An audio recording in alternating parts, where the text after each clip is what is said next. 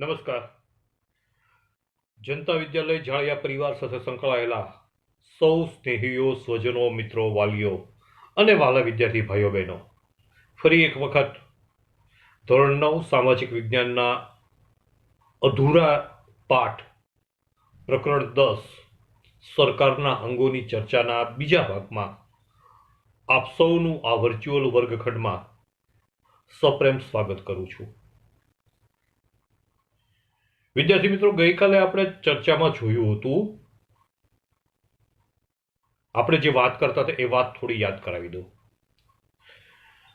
આપણે વાત કરતા હતા કે સરકારના અંગોમાં 3 અંગો છે. એક ધારાસભા, બીજું કારોબારી અને ત્રીજું ન્યાયતંત્ર. એમાંથી આપણે ધારાસભાની ચર્ચા કરતા હતા અને જે ટૂંકી ચર્ચા કરી હતી એનો સાર તમને કહી દઉં તો સંઘ પ્રદેશમાં એટલે કે કેન્દ્રમાં જે ધારાસભા હોય છે એને સંસદ કહેવામાં આવે છે ને સંસદના 2 ગૃહ હોય છે. ઉપલું ગૃહ છે એને રાજ્યસભા કહેવામાં આવે છે, નીચલું ગૃહ છે એને લોકસભા કહેવામાં આવે છે. લોકસભાના પ્રતિનિધિઓને જનતા છે એ પોતાના મતથી ચૂંટીને મોકલે છે, જ્યારે રાજ્યસભાના જે સભ્યો છે એને જે તે રાજ્યના વિધાનસભાના સભ્યો પોતાના મતથી એને ચૂંટે છે. લોકસભા છે કાયમી ગૃહ છે, રાજ્યસભા છે કાયમી ગૃહ નથી, કારણ કે રાજ્યસભાના 3 ભાગના સભ્યો દર 2 વર્ષે નિવૃત્ત થાય છે. આથી આખી રાજ્યસભા ક્યારેય ખાલી થતી નથી, એટલે રાજ્યસભાને કાયમી ગૃહ કહેવામાં આવે છે. રાજ્યસભાનો સભ્ય બનવા માટેની લઘુત્તમ વયમર્યાદા 30 વર્ષ છે, જ્યારે લોકસભાના સભ્ય બનવા માટેની લઘુત્તમ ઉંમર એ 25 વર્ષ છે. બંનેમાં કોણ લોકસભા કે રાજ્યસભાનો સભ્ય ન થઈ શકે એની વાત આપણે કરી કે જેને નાદારી નોંધાવેલી હોય, માનસિક રીતે અસ્થિર હોય, ભારત દેશનો નાગરિક ન હોય, રાજ્ય સરકાર કે કેન્દ્ર સરકારનો સવેતન કર્મચારી હોય, એ વ્યક્તિ લોકસભા કે રાજ્યસભાનો સભ્ય બની શકતો નથી. સંસદ છે એના અંગમાં રાષ્ટ્રપતિ પણ આવે છે. રાષ્ટ્રપતિની વાત આપણે કરી કે સંસદનું સંયુક્ત સત્ર બોલાવી શકે છે. સંસદની પહેલી બેઠકમાં એ પોતાનું પ્રવચન આપે છે, પછી એ ક્યારેય સંસદની બેઠકમાં હાજરી આપતા નથી. લોકસભાનું વિસર્જન કરવાની સત્તા રાષ્ટ્રપતિને છે. લોકસભા અને ધારાસભા છે, લોકસભા અને રાજ્યસભા, એમાં જે કાર્યવાહી થાય છે એનું સંચાલન લોકસભામાં અધ્યક્ષ કરે છે, જે એના લોકસભાના સભ્યોમાંથી ચૂંટીને મોકલેલા હોય છે, જ્યારે રાજ્યસભાના અધ્યક્ષ તરીકે ઉપરાષ્ટ્રપતિ પોતાના હોદ્દાની રૂએ આપોઆપ આવતા હોય છે. રાજ્યસભાના પ્રથમ સભાપતિ આવતીકાલે જેમનો જન્મદિવસ છે એ ડોક્ટર સર્વપલ્લી રાધાકૃષ્ણન હતા, જ્યારે લોકસભાના પ્રથમ સ્પીકર જેને કહીએ છીએ એ અધ્યક્ષ એ ગણેશ વાસુદેવ માવલંકર હતા. આટલી વાત કર્યા પછી હવે આપણે ચર્ચાને આગળ ધપાવવી છે અને વિચારવું છે, એ વાત સ્પષ્ટ કરવી છે, ખરડો કાયદો ક્યારે બને. હવે પહેલા તો એ સમજવું પડે ખરડો એટલે શું.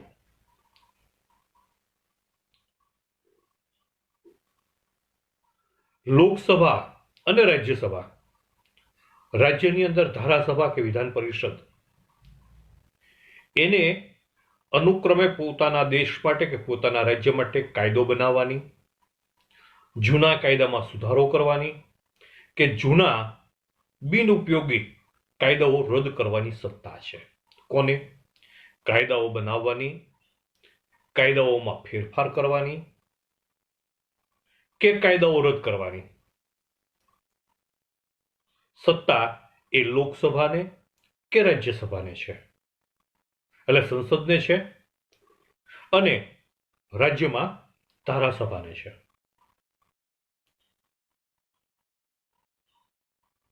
હવે પહેલા ખરડો એટલે શું આપણે સમજીએ છીએ. હવે કોઈ કાયદો છે એ બનાવવો છે. દાખલા તરીકે કોઈ વ્યક્તિ છે એના ઉપર દાદાગીરી થતી હોય, અથવા તો કોઈની જમીન પડાવી લેતા હોય, અથવા તો કોઈ પણ પ્રકારના એવો કાયદો કે જે અત્યાર સુધી અસ્તિત્વમાં નથી, એવો નવો કાયદો બનાવવો છે. તો કાયદો કયા પ્રકારનો બનાવવો છે એનો એક આખો ડ્રાફ્ટ છે એ તૈયાર કરી અને કોઈ પણ સભ્ય અથવા તો મંત્રી, સરકારના મંત્રી અથવા તો સભ્ય એ ગૃહમાં રજૂ કરે છે. અહીંયા ગૃહ એટલે લોકસભા અથવા તો રાજ્યસભા અથવા તો વિધાનસભા અથવા તો વિધાન પરિષદ, એમાં રજૂ કરે છે. જે કાચો મુસદ્દો છે, હજી ચર્ચા માટે મૂક્યો છે, એને ખરડો કહેવાય. ત્યાર પછી જ્યારે એ આખી પ્રોસેસમાંથી પસાર થઈ જાય અને છેલ્લી વાત કહી દઉં કે રાષ્ટ્રપતિ એના ઉપર સહી કરે તો રાજ્યપાલ ઉપર સહી કરે ત્યારે એક કાયદો બને છે. તો આપણો ટૂંકો પ્રશ્ન એ છે કે ખરડો કાયદો ક્યારે બને?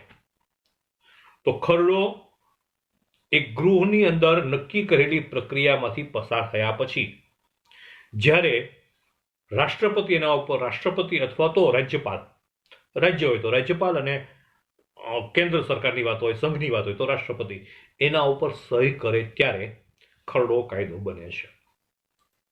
હવે વચ્ચે હું એક શબ્દ બોલ્યો, એક વાક્ય બોલ્યો કે આ સંસદ કે ધારાસભા એક નિશ્ચિત કાર્યવાહી પૂરી કરે ત્યારે.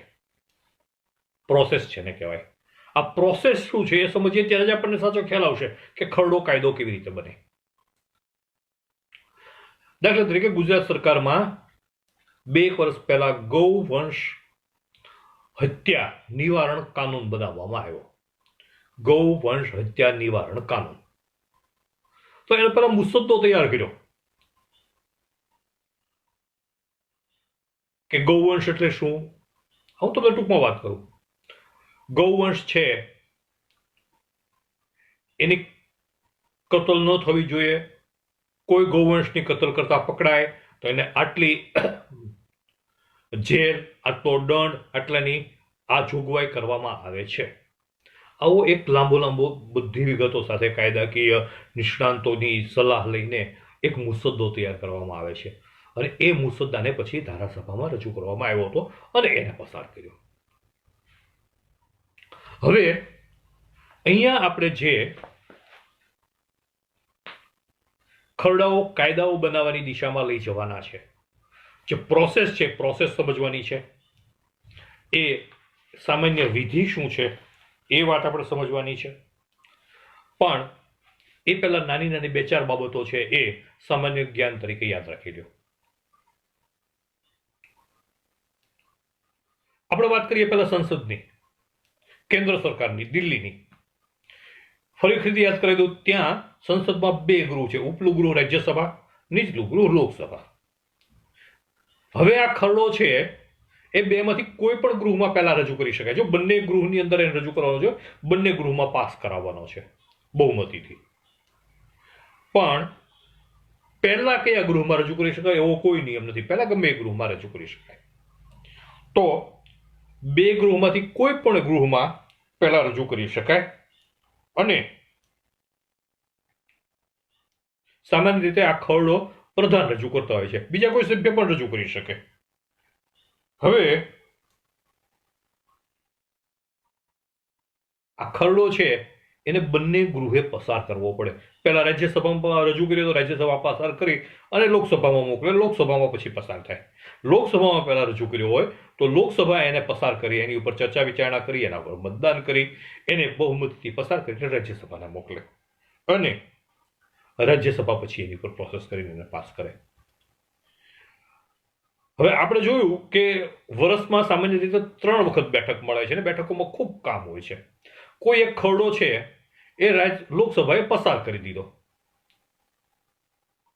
અને એ પસાર કર્યો ત્યાં એ બેઠકનો સમયગાળો તો એ પૂરો થઈ ગયો, તો એ ખરડો નિરસન થતો નથી. ફરી વખત જ્યારે બેઠક મળે ત્યારે એને બીજા ગૃહમાં રજૂ કરવામાં આવે છે.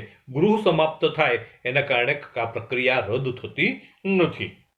એટલે એક જગ્યાએ વિચારાધીન હોય એ બીજી એક જગ્યાએ પસાર થઈ ગયું હોય એ બીજી જગ્યાએ વિચારાધીન હોય એવું બને. જ્યારે પણ એવું બને કે બેઠકનો સમયગાળો નહીં પણ લોકસભા કે રાજ્યસભા લોકસભાનું જ વિસર્જન થઈ જાય,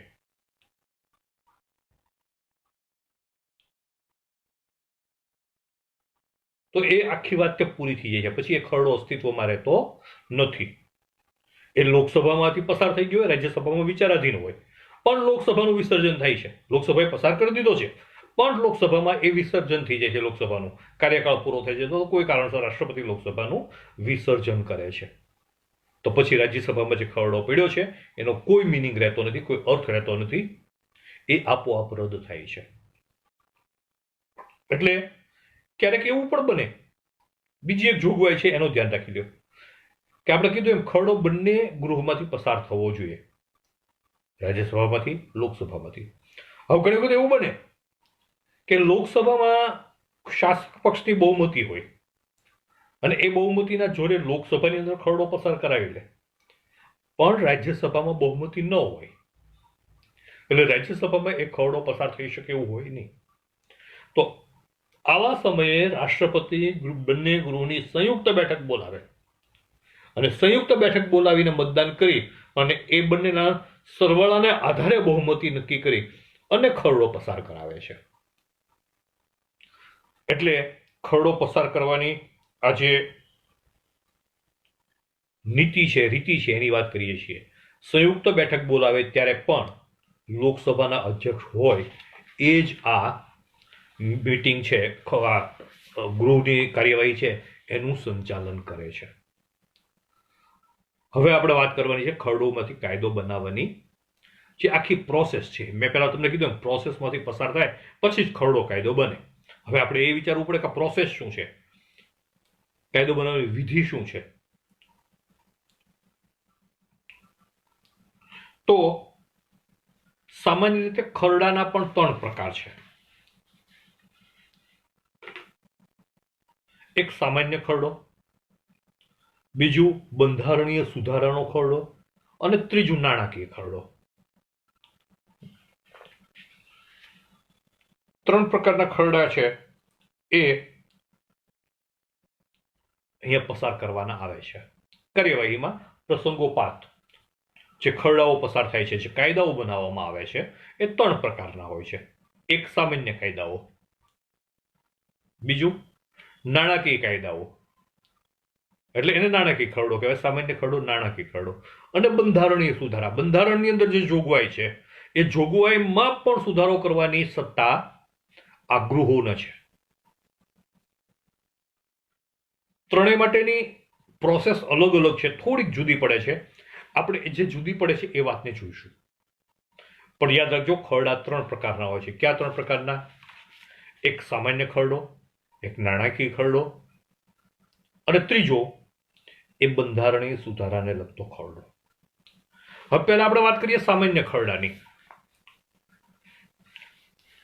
પહેલા કીધું એમ ખરડો સામાન્ય રીતે પ્રધાન છે, મિનિસ્ટર છે, એ ગૃહમાં રજૂ કરતા હોય છે. કોઈ પણ રજૂ કરી શકે, પણ સામાન્ય રીતે પ્રથા એવી છે પ્રધાન રજૂ કરતા હોય છે. કોઈ પણ ગૃહમાં રજૂ કરી શકાય સામાન્ય ખરડો. પ્રથમ પહેલા રાજ્યસભામાં રજૂ કરે તો પણ વાંધો નહીં, પહેલા લોકસભામાં રજૂ કરે તો પણ વાંધો નહીં. મંત્રી જ્યારે આ ખરડો 3 વાંચનમાંથી પસાર થાય છે, એમાં મંત્રી જ્યારે ખરડો ગૃહ સમક્ષ રજૂ કરે ત્યારે એ ખરડાનું વાંચન કરે છે.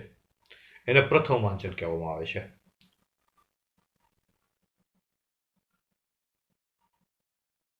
ખરડાનું શીર્ષક, એ કાયદો બનશે તેનું નામ શું છે, શું કામ આ કાયદો બનાવવામાં આવે છે, એનો ઉદ્દેશ શું છે, એના કારણો શું છે,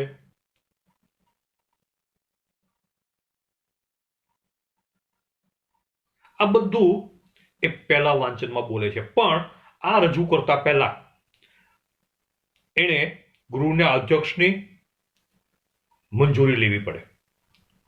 નાણાકીય ખરડો હોય તો રાષ્ટ્રપતિની મંજૂરી લેવી પડે. પણ જો સામાન્ય ખરડો હોય તો એને ગૃહના અધ્યક્ષની મંજૂરી લઈ, પૂર્વ મંજૂરી લઈ અને આ ખરડો છે એ મૂકવાનો હોય ત્યારે પહેલું વાંચન કરે છે. 3 વાંચનમાંથી પસાર થાય છે. એ પહેલું વાંચન કરે છે.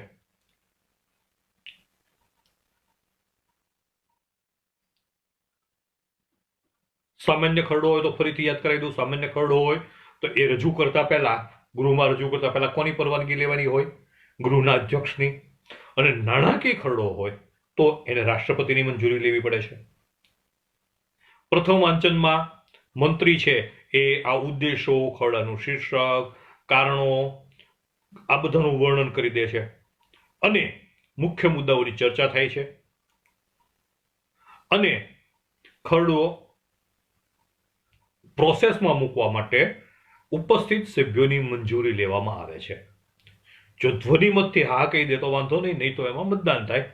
અને જો મેજોરિટી સભ્યો, બહુમતી સભ્યો છે એ હા પાડે તો એને ચર્ચા માટે આગળ મૂકવામાં આવે છે. પહેલું વાંચન પૂરું થાય છે.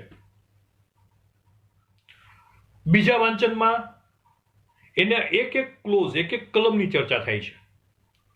સામસામા પક્ષ વિપક્ષ તમામ સભ્યો જે પ્રમાણે અધ્યક્ષ છે સમય ફાળવે એ પ્રમાણે એની તરફેણમાં કે એની વિરુદ્ધમાં જે કંઈ બોલવું હોય એ બોલે છે, ચર્ચા કરે છે.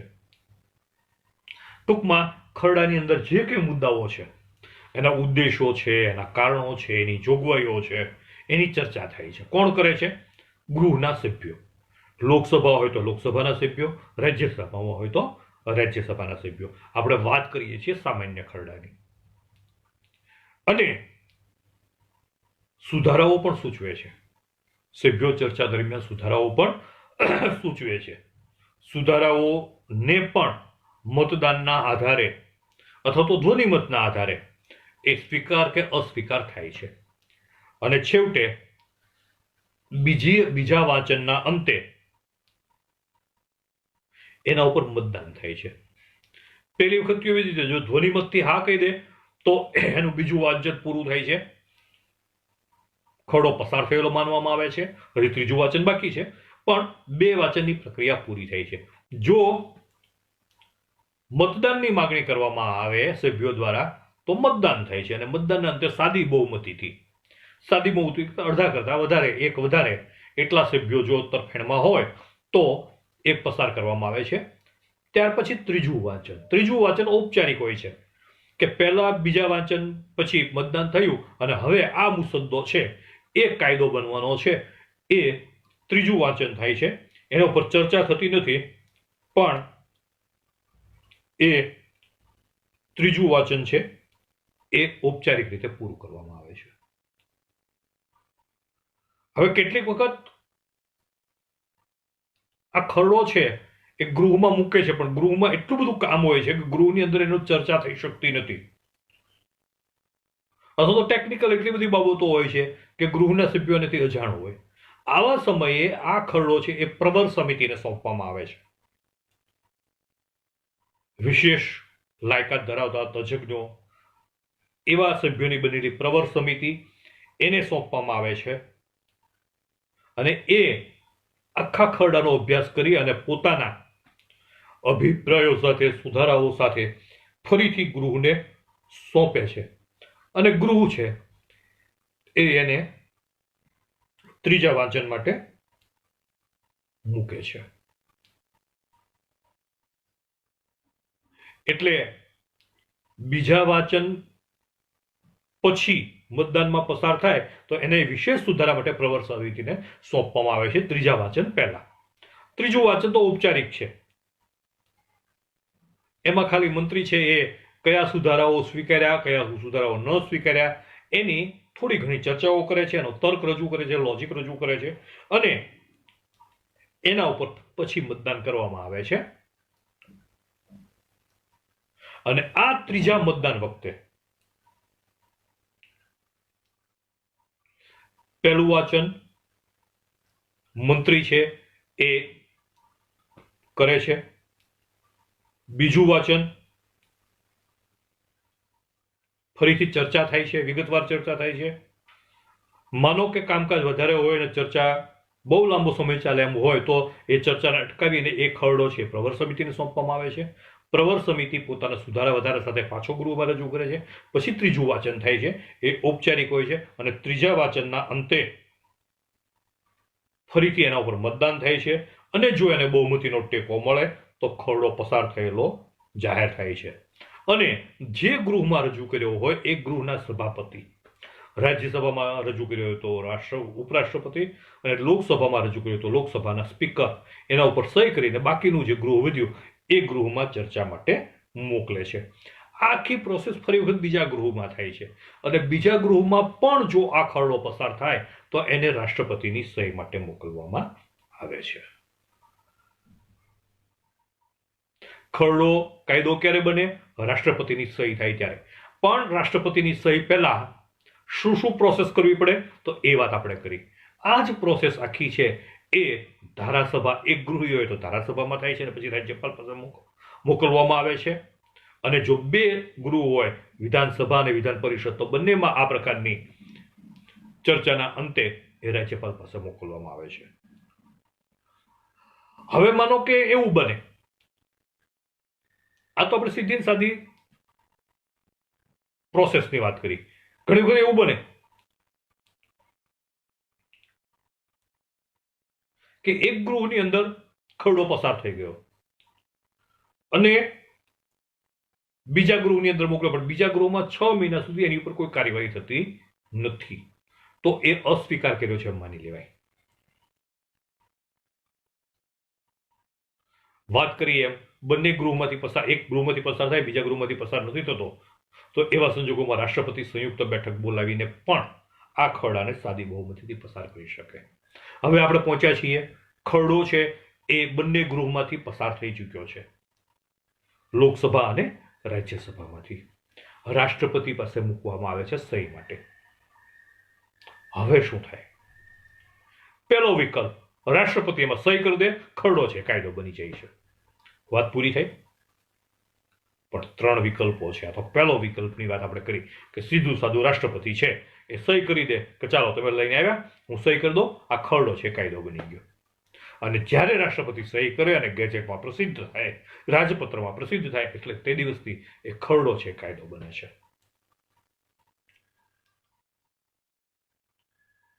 બીજો વિકલ્પ, સહી કરે નહીં, પોતાની પાસે રાખી મૂકે, તો? ત્રીજો વિકલ્પ, એ રાષ્ટ્રપતિ છે ને ફરી વખત વિચારણા માટે પાછો એ સંસદમાં મોકલે. આ બે વિકલ્પોની આપણે વાત કરવી. પહેલો વિકલ્પ તો બરાબર છે કે સહી કરી દીધી તો ખરડો છે કાયદો બની ગયો, પણ રાષ્ટ્રપતિ એને પોતાની પાસે રાખી પણ શકે છે અને સંસદમાં એ પરત પણ મોકલી શકે છે. આગળ આપણે વાત કરશું કે સંસદમાં પરત મોકલે અને સંસદ ફરી વખત એને પ્રોસેસ કરી અને પસાર કરીને મોકલે તો રાષ્ટ્રપતિ પાસે પછી કોઈ વિકલ્પ રહેતો નથી. હવે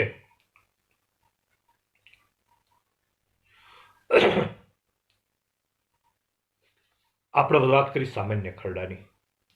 બીજા પ્રકારનો ખરડો એટલે બંધારણીય સુધારાને લગતો ખરડો. બંધારણની જે જોગવાઈઓ છે, દાખલા તરીકે અનામતની જોગવાઈ છે, કોઈ વાણી સ્વતંત્ર, કોઈ મૂળભૂત અધિકારો અંગેની જોગવાઈ છે. બંધારણ તો આપણું લિખિત સ્વરૂપમાં છે. બંધારણની કોઈ જોગવાઈમાં, બંધારણની કલમમાં કોઈ ફેરફાર કરવો છે તો આ જ પ્રોસેસ કરવાની છે. બંને ગૃહમાંથી પસાર કરવાનો છે, રાષ્ટ્રપતિ માટે સહીમાં મૂકવાનો છે. પણ અહીંયા યાદ એ રાખવાનું છે કે બહુમતી છે એ 2/3 હોવી જોઈએ. 3માંથી 2 વ્યક્તિએ એની તરફેણમાં મતદાન કર્યું હોવું જોઈએ. 2/3 એટલે ગણિતની ભાષામાં તમે સમજી શકો છો કે 12 હોય તો 8 અને 4, 8 જણાએ તરફેણમાં, 4 જણા વિરુદ્ધમાં મતદાન કરે તો વાંધો નહીં, પણ 8 જણાએ એની તરફેણમાં મતદાન કર્યું હોવું જોઈએ. એટલે 2/3 બહુમતીથી જે ગૃહમાં હાજર હોય એ સભ્યોમાંથી 2/3 બહુમતીથી પસાર થાય ખરડો તો જ બંધારણીય ફેરફાર કરી શકાય.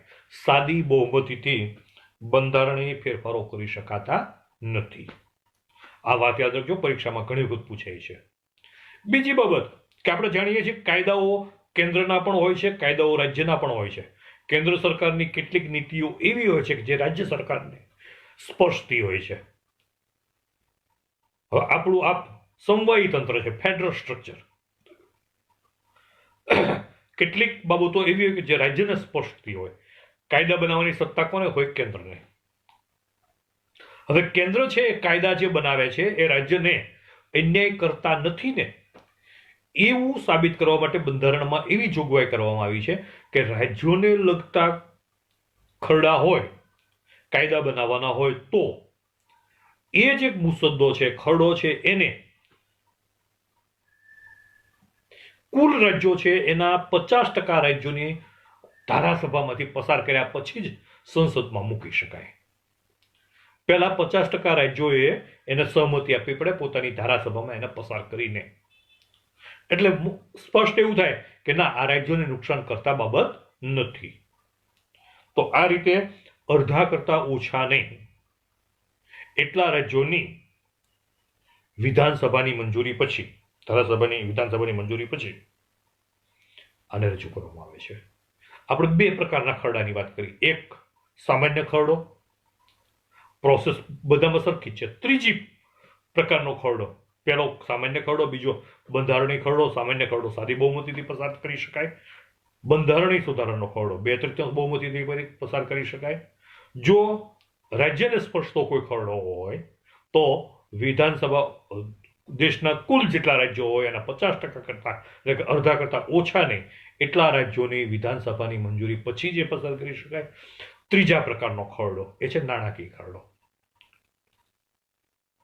હવે નાણાકીય ખરડો છે સૌ પ્રથમ લોકસભામાં જ રજૂ કરી શકાય.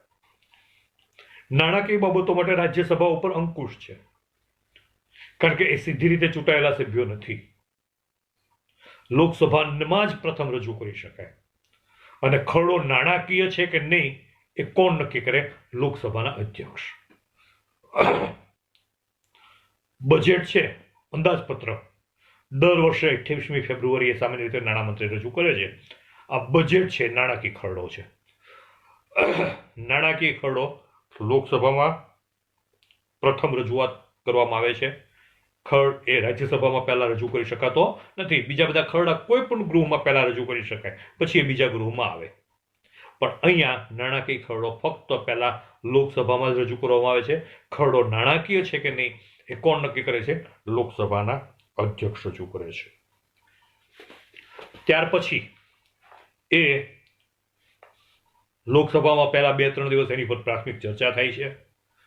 બજેટ ઉપર માગણીઓ પર વિચારણા થાય છે, ચર્ચા વિચારણા થાય છે.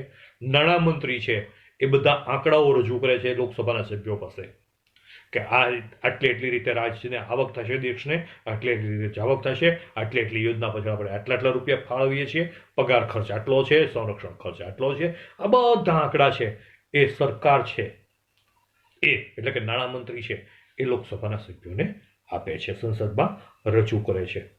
દરેક ખાતા પ્રમાણે, વિભાગ પ્રમાણેના મંત્રીઓ પોતાની માગણીઓ પણ રજૂ કરે છે અને એના પર મતદાનથી મંજૂરી થાય છે. અને આ બજેટ છે એને લોકસભામાંથી પાસ કરવામાં આવે છે. રાજ્યસભામાં આ બજેટ પણ જાય છે, પણ ત્યાં મતદાન કરવાનું નથી. એને એની ઉપર ચર્ચા વિચારણા કરી ભલામણો કરાય. ભલામણો કરી અને 14 દિવસની અંદર પાછું લોકસભાને આપવું પડે. લોકસભામાંથી પસાર થયેલો નાણાકીય ખરડો રાજ્યસભામાં જાય છે. શેને માટે જાય છે? ચર્ચા માટે. ત્યાં રાજ્યસભાને ફક્ત ભલામણો કરવાનો અધિકાર છે, હા કે ના કહેવાનો અધિકાર નથી. એટલે એ મોકલે કે આટલું કરો તો સારું. 14 દિવસની અંદર પરત મોકલો, 14 દિવસમાં પરત ન મોકલે પાસ કરીને, તો મતલબ એમ કે એને સ્વીકારી લીધું છે જે તે સ્વરૂપે. એટલે લોકસભાને પછી એમ લાગે કે રાજ્યસભાની આટલી ભલામણો છે એ સ્વીકારવી છે તો એ સ્વીકારે, ન સ્વીકારવી હોય તો ન સ્વીકારે. પણ એ ત્યાર પછી એ લોકસભાની અંદર આ ખરડો છે પસાર કરવામાં આવે છે, નાણાકીય ખરડો પસાર થયેલો ગણાય છે. અને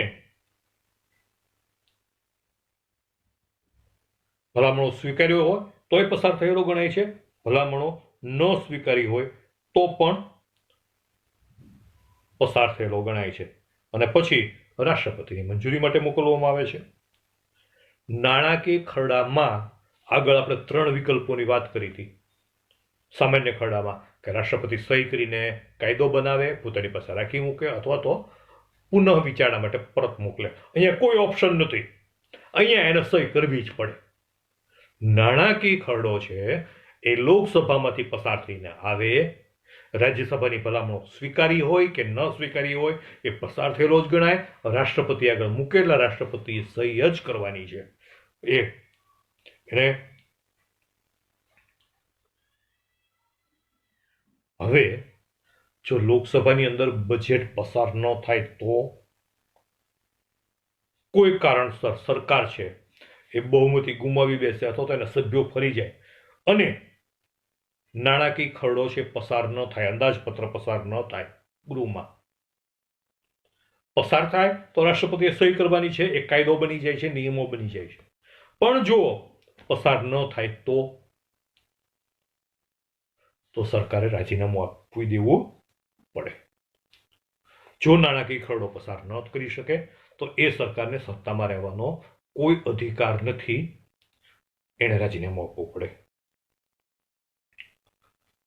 આપણે જાણીએ છીએ કે આપણું ફેડરલ સ્ટ્રક્ચર છે, સમવાયી તંત્ર છે, રાજ્યો પણ પોતાના કાયદાઓ બનાવે છે, આવી જ રીતે બનાવે છે જેમ કેન્દ્ર સરકારમાં પ્રોસેસ છે એ જ.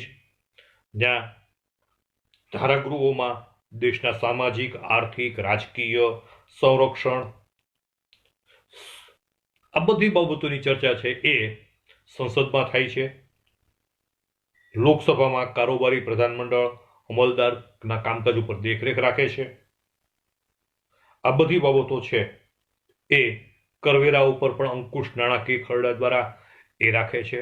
આ બધું જોવાની જવાબદારી છે એ ધારાગૃહોની છે, સંસદની છે, લોકસભાની છે, રાજ્યસભાની છે, વિધાનસભાની છે, વિધાન પરિષદની છે. એ કાયદાઓ બનાવે છે.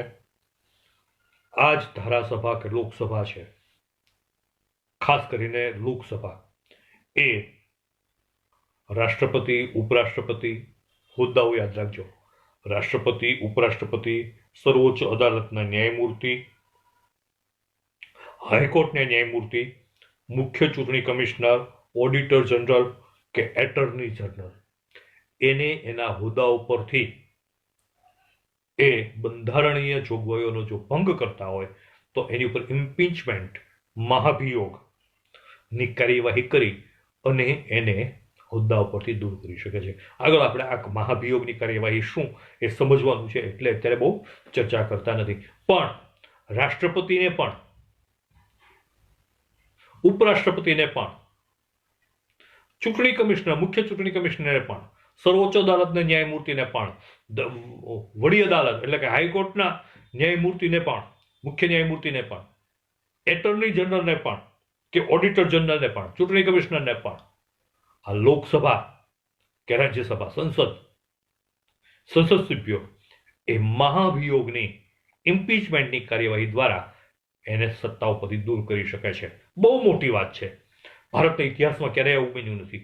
પણ જો એ બંધારણીય જોગવાઈનો ભંગ કરે, તો બંધારણની વિરુદ્ધમાં વર્તન કરે તો આ વ્યક્તિઓ પણ કાયદાથી, બંધારણથી પર નથી, એને પણ દૂર કરવાની બંધારણમાં જોગવાઈ છે.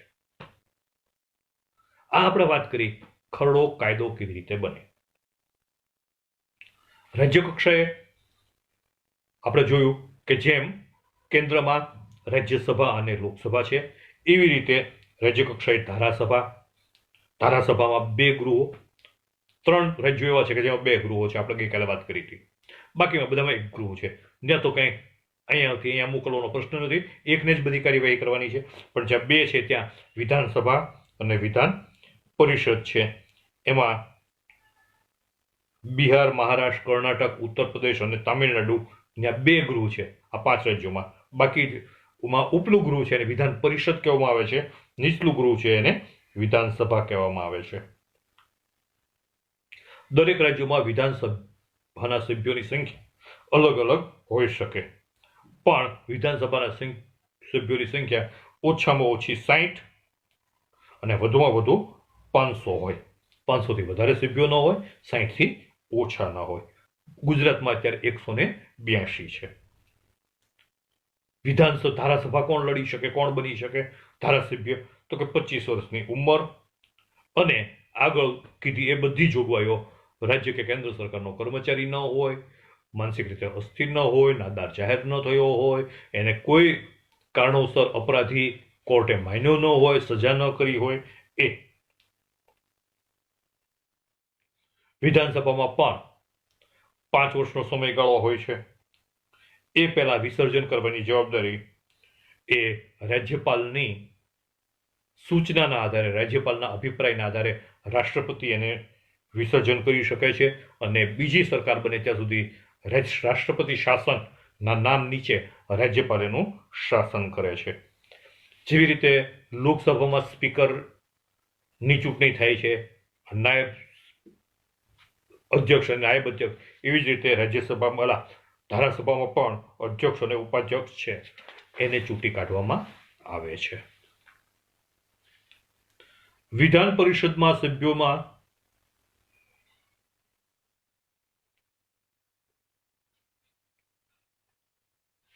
આપણે વાત કરી વિધાનસભાની. વિધાન પરિષદમાં સ્થાનિક સ્વરાજ્યની સંસ્થાઓ, એટલે કે સ્થાનિક સ્વરાજ્યની સંસ્થાઓ કોને કહેવાય? જિલ્લા પંચાયત, તાલુકા પંચાયત, ગ્રામ પંચાયત. એ ઉપરાંત નોંધાયેલા સ્નાતકો, શિક્ષકો, માધ્યમિક અને ઉચ્ચતર માધ્યમિક શાળાના શિક્ષકો, આ બધા મતદારો છે અને એ જેને ચૂંટીને મોકલે છે એવા વિધાન પરિષદના સભ્ય છે. એની લાયકાત છે 30 વર્ષની છે ઉંમરની, અને એ પણ રાજ્યસભાની જેમ દર 6 વર્ષ માટે ચૂંટાય છે અને જેમ લોકસભા અને રાજ્યસભા કામ કરે એવી રીતે કામ કરે છે. પણ રાજ્ય વિધાન પરિષદ રાખવી કે ન રાખવી એ દરેક રાજ્ય પોતે નક્કી કરે છે. એટલે ત્યાં પણ જેવી રીતે કેન્દ્રમાં કામ થાય છે, સંઘમાં કામ થાય છે, એવી જ રીતે રાજ્યમાં કામ થાય છે. તો આપણે આજના આ પીરિયડમાં ચર્ચા કરી ખરડો કાયદો કેવી રીતે બને છે. 3 પ્રકારના ખરડા: સામાન્ય ખરડો, બંધારણીય સુધારાને લગતો ખરડો અને નાણાકીય ખરડો. એની વિશેષતાઓ, એને પસાર કરવા માટેની પ્રોસેસ, એ પછી કેન્દ્રમાં હોય કે રાજ્યમાં હોય, એ આખી વાત આપણે અહીં કરી. હવે પછીના પીરિયડમાં આપણે સરકારના બીજા અંગ એટલે કે કારોબારી વિશે વાત કરવાની છે અને એમાં પણ કારોબારી છે એ 2 વાતો આપણે એમાં કરવાની છે. એક સંઘની એટલે કે કેન્દ્ર સરકાર, જ્યાં રાષ્ટ્રપતિથી માંડી અને ઉપરાષ્ટ્રપતિ, વડાપ્રધાન, રાજ્યપાલ, મુખ્યપ્રધાન, એ બધું રાજ્યપાલ, મુખ્યપ્રધાન, એનું પ્રધાનમંડળ રાજ્ય કક્ષાએ આવશે. રાષ્ટ્રપતિ, ઉપરાષ્ટ્રપતિ, વડાપ્રધાન અને એનું પ્રધાનમંડળ, પીએમઓ જેને આપણે કહીએ છીએ, એ બધું એ કેન્દ્ર સરકારની કારોબારીમાં આવશે. આપણે સરકારના બીજા અંગ એટલે કે કારોબારી વિશેની ચર્ચા હવે પછીના પીરિયડમાં કરશું. ત્યાં સુધી આપ સૌને જય હિન્દ, જય ભારત. આવજો.